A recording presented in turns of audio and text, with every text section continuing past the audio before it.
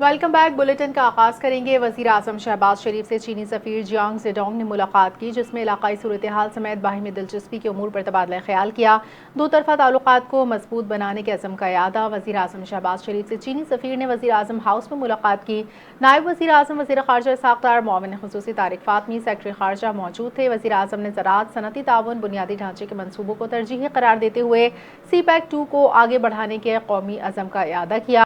چینی سفیر نے معاشی استحکام کے لیے پاکستان کی اصلاحات کو سراہا، تجارت سرمایہ کاری کے حوالے سے تعاون جاری رکھنے کا اعادہ کیا۔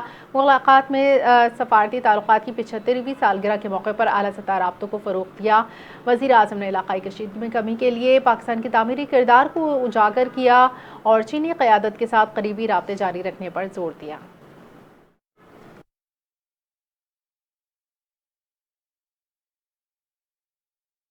امریکی صدر ڈونلڈ ٹرمپ کا کہنا ہے کہ ایران مذاکرات چاہتا ہے، مگر ان کی قیادت کو ڈر ہے کہ ڈیل کا کہیں تو اپنی عوام کے ہاتھوں مریں گے۔ واشنگٹن میں خطاب کرتے ہوئے صدر ٹرمپ نے کہا کہ ایران سے مذاکرات کر رہے ہیں۔ ایران بڑی بےتابی سے ڈیل چاہتا ہے، لیکن بولنے سے ڈر رہا ہے۔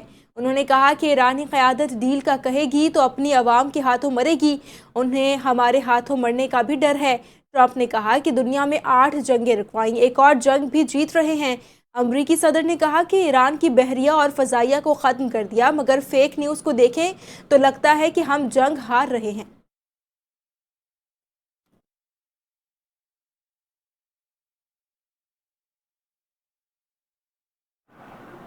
امریکی حکام نے کہا ہے کہ امریکہ اسرائیل نے ممکنہ امن مذاکرات کے پیش نظر 2 سینئر ایرانی عہدیداروں کو عارضی طور پر ٹارگٹ لسٹ سے نکال دیا۔ وال اسٹریٹ جرنل کی رپورٹ کے مطابق امریکی حکام کا کہنا ہے ایرانی پارلیمنٹ کے اسپیکر محمد باقر اور وزیر خارجہ عباس عراقچی کے نام 4 سے 5 روز کے لیے ٹارگٹ لسٹ سے ہٹا دیے۔ یہ اقدام صدر ڈونلڈ ٹرمپ کی جانب سے جنگ کے خاتمے کے لیے اعلیٰ سطح مذاکرات کی راہ ہموار کرنے کے تناظر میں کیا گیا۔ ترکیہ، پاکستان، مصر کے ثالث امریکہ اور ایران کو فوری مذاکرات کے لیے قائل کرنے کی کوشش کر رہے ہیں تاکہ جنگ بندی ہو سکے اور مذاکرات ممکن ہو سکے۔ حکام کی رائے ہے کہ امریکہ ایران کی شرط پر بڑے اختلافات کے باعث ان مذاکرات کی کامیابی کے امکانات کم ہیں۔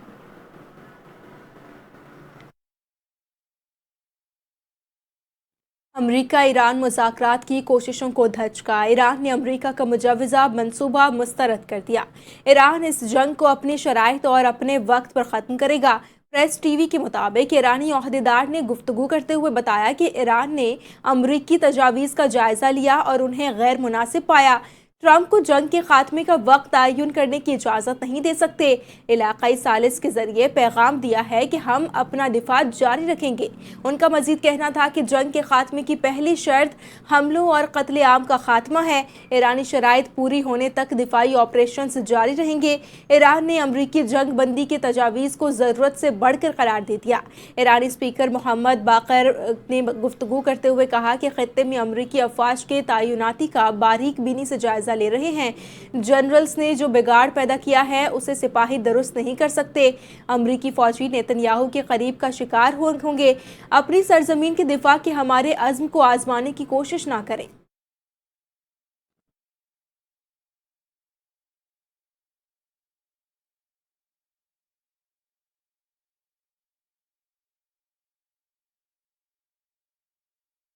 ایران نے امریکہ کے 15 نکاتی امن منصوبے کے جواب میں اپنے 5 مطالبات امریکہ کے سامنے رکھ دیے۔ برطانوی خبر ایجنسی روئٹرز نے دعویٰ کیا جنگ بندی کے لیے ایران کی چند شرائط سامنے آ گئی ہیں، جن میں ایران پر دوبارہ حملے نہ کرنے کی ضمانت دینے کا مطالبہ شامل ہے۔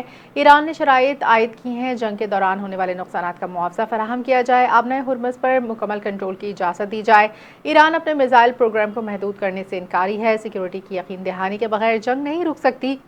ایرانی سپریم لیڈر کے مشیر محسن رضائی نے جنگ بندی کی شرائط بتاتے ہوئے کہا امریکہ اور اس کے اتحادیوں کو تباہی کا حساب دینا پڑے گا، توانائی تنصیبات پر حملہ ہوا تو امریکہ خطرے میں پڑ سکتا ہے۔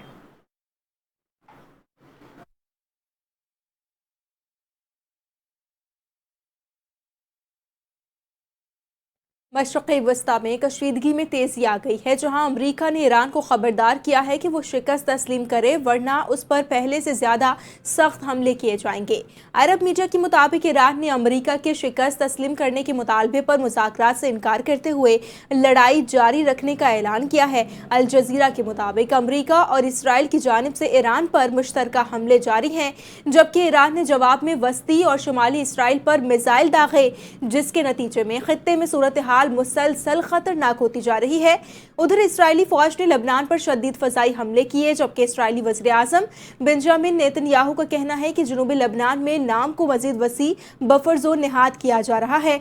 अरब मीडिया के मुताबिक खलीजी ममालिक बहरीन, कुवैत, सऊदी अरब और मुत्तहदा अरब अमारात ने ईरानी मिसाइलों और ड्रोन्स को फ़ज़ा में ही तबाह करने का दावा किया। अमरीका इसराइल की ईरान के खिलाफ जारी जंग के दौरान अक़वाम मुत्तहिदा ने खबरदार किया कि आबनाए हुर्मज़ की तवील बंदिश आलमी मईशत और तवानाई की फराहमी के लिए संगीन नताइज पैदा कर सकती है, जबकि रिपोर्ट के मुताबिक खित्ते भर में जानी नुकसान और तबाही के खदशात बढ़ रहे हैं, जबकि आलमी बरादरी फौरी कशीदगी कम करने पर जोर दे रही है।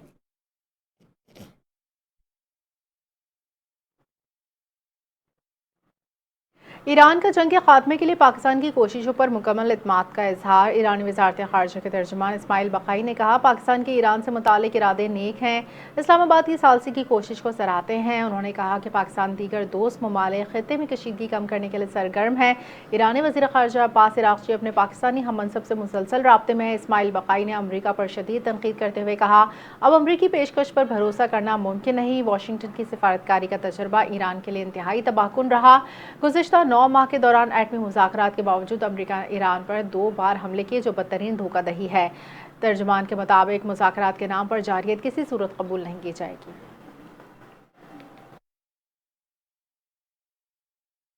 ईरान के खिलाफ ऑपरेशन एपिक फ्यूरी अपने बुनियादी मकासद के हुसूल के इंतहाई करीब है। व्हाइट हाउस के तर्जुमान कैरोलिन लेविट ने ईरान को खबरदार करते हुए कहा कि ईरान गलत फहमियों से बचे। अगर ईरान शिकस्त तस्लीम नहीं करता तो अमरीका मजीद सख्त कार्रवाई के लिए तैयार है।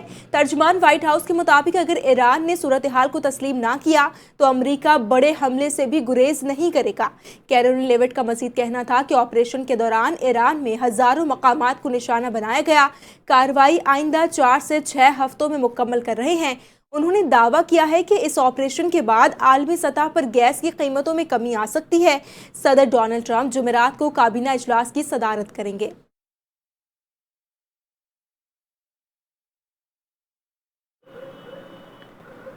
बरतानवी खुफिया एजेंसी MI6 के साबिक सरबराह एलेक्स यंगर ने कहा कि मौजूदा जंग में ईरान हावी नजर आता है। IM6 के मुताबिक सरबराह ने कहा कि ट्रंप ने पहले हमले के हासिलात खो दिए। ईरान ने पिछले साल जून की जंग के बाद अपने हथियार सारे मुल्क में फैलाए, फौजी कमान नीचे तक मुंतकिल करने का फैसला किया, जो कारगर साबित हुआ। एलेक्स यंग का कहना है कि ईरान ने आबनाए हुर्मज़ की मौशी अहमियत को भी मद्देनजर रखा।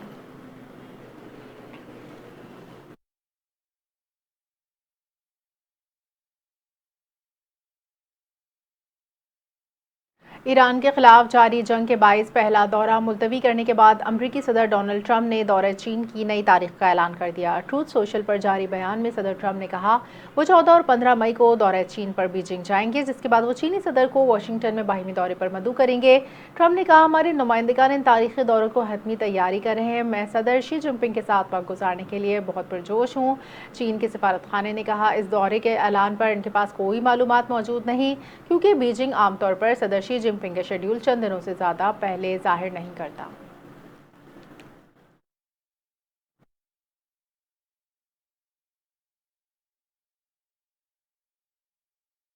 दीगर खबरों को बुलेटिन में शामिल करें और आपको बताएं कि बानी PTI के बेटे कासिम खान ने यूरोपीय यूनियन से पाकिस्तान का GSP+ स्टेटस खत्म करने का मुतालबा कर दिया है। कासिम खान ने इंसानी हुकूक की खिलाफ वर्जियों की मिसाल देते हुए कहा कि उनके वालिद जेल में हैं। बानी PTI के बेटे के इस मुतालबे पर सियासी और अवामी हलकों की जानिब से शदीद रद्द-ए-अमल सामने आया है और इसे कौमी मफादात के मुनाफी करार दिया गया है। माहिरीन के मुताबिक GSP+ स्टेटस खत्म होने से पाकिस्तान की टेक्सटाइल बरामद शदीद खतरे में पड़ जाएंगी, जबकि इस स्टेटस के तहत पाकिस्तानी मसनूआत को यूरोपीय मंडियों में खुसूसी रसाई हासिल है। اگر یہ مطالبہ پورا ہوا تو پاکستان کا تجارتی خسارہ بڑھے گا اور زر مبادلہ کے ذخائر میں کمی ہوگی، جبکہ ٹیکسٹائل سیکٹر بھی بحران پیدا ہونے سے ملک میں بے روزگاری بڑھے گی، کیونکہ اس شعبے سے لاکھوں افراد کا روزگار وابستہ ہے۔ عوامی حلقوں کا کہنا ہے کہ ذاتی یا سیاسی بنیادوں پر پاکستان مخالف مہم ملک کے لیے معاشی طور پر انتہائی نقصان دہ ہے اور اس سے عالمی سطح پر ملک کا تشخص متاثر ہو سکتا ہے۔ نائب وزیر اعظم وزیر خارجہ اسحاق ڈار نے کفایت شعاری اقدامات کی پیش رفت پر اطمینان کا اظہار کیا۔ نائب وزیر اعظم اسحاق ڈار کی زیر صدارت کفایت شعاری کمیٹی کا اہم اجلاس ہوا، جس میں کفایت شعاری بجٹ کے اقدامات پر عمل درآمد کا جائزہ لیا۔ اسحاق ڈار نے کہا، ملک کی موجودہ صورتحال میں مالیاتی نظم و ضبط برقرار رکھنا ناگزیر ہے۔ غیر ضروری اخراجات میں کمی، وسائل کے بہتر استعمال کی رفتار تسلی بخش ہے۔ نائب وزیر اعظم نے وزارتوں اور متعلقہ محکموں کو مانیٹرنگ کا نظام سخت کرنے کی ہدایت کرتے ہوئے کہا، تمام محکمے کفایت شعاری گائیڈ لائنز پر سختی سے عمل درآمد یقینی بنائے۔ اجلاس میں وزیر خزانہ، وزیر پیٹرولیم، وزیر انفارمیشن ٹیکنالوجی، اقتصادی امور، اطلاعات کے علاوہ معاون خصوصی طارق باجوہ، وفاقی سیکرٹریز برائے آئی ٹی، پیٹرولیم، صوبوں کے چیف سیکرٹریز اور دیگر سینئر حکام نے شرکت کی۔ پاکستان تحریک انصاف پنجاب کی چیف آرگنائزر عالیہ حمزہ کو صوبائی دارالحکومت لاہور سے گرفتار کر لیا۔ ذرائع کے مطابق عالیہ حمزہ کو لاہور میں ان کی رہائش گاہ سے گرفتار کیا گیا۔ عالیہ حمزہ لاہور میں اپنی فیملی سے ملاقات کے لیے آئی تھیں کہ اسی دوران پولیس نے انہیں حراست میں لے لیا۔ گرفتاری کے بعد عالیہ حمزہ کو نامعلوم مقام پر منتقل کر دیا گیا ہے، تاہم تاحال حکام کی جانب سے اس حوالے سے کوئی باضابطہ موقف سامنے نہیں آیا۔ خیال رہے کہ رہنما تحریک انصاف عالیہ حمزہ 9 مئی کے مختلف مقدمات میں سزا یافتہ تھیں۔ عالیہ حمزہ کو 9 مئی کے مختلف مقدمات میں 10 سال کی سزا سنائی گئی تھی۔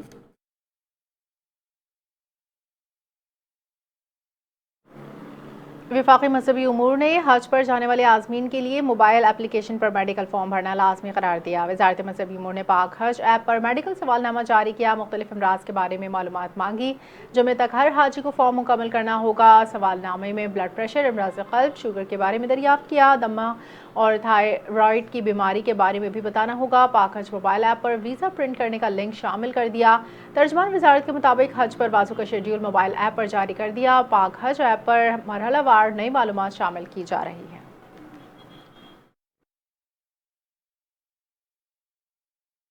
لاہور میں میٹرک کے سالانہ امتحان کا آغاز 27 مارچ سے ہوگا۔ پہلا پرچہ عربی، کمرشل، جغرافیائی اور تاریخ کا لیا جائے گا۔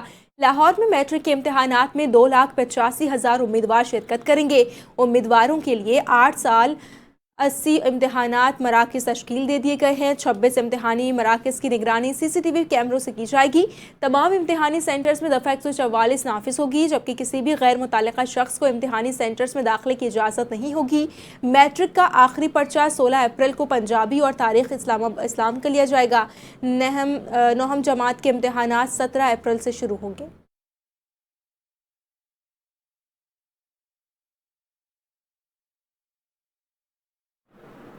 خیبر پختونخوا، پنجاب، بلوچستان کے مختلف شہروں میں بارش کا سلسلہ جاری۔ چمن، قلعہ عبداللہ، پشین، قلات، نوشکی سمیت بلوچستان کے کئی علاقوں میں طوفانی بارش، اعلی باری۔ کوئٹہ، چمن، شاہراہ میں N25 کے کئی مقامات پر ٹریفک متاثر۔ جنوبی وزیرستان، ہنگو سمیت KP کے مختلف اضلاع میں بارشوں کا سلسلہ جاری۔ صبح کراچی کے شمالی مغربی علاقوں میں بارش کے بعد موسم خوشگوار ہو گیا۔ کراچی میں گرج چمک کے بادل مضبوط ہونے پر ہواؤں کی رفتار 40 کلومیٹر فی گھنٹے سے زائد ہو سکتی ہے، تاہم کل شہر میں بارش کا امکان نہیں۔ محکمہ موسمیات کے مطابق شہر قائد میں ہفتہ اتوار کو گرج چمک اور تیز ہواؤں کے ساتھ بارش متوقع ہے، جبکہ بعض مقامات پر اعلی باری بھی ہو سکتی ہے۔ ان سے فی الحال اتنا ہی۔ مزید اپڈیٹس کے لیے آپ دیکھتے رہیے NKN نیوز۔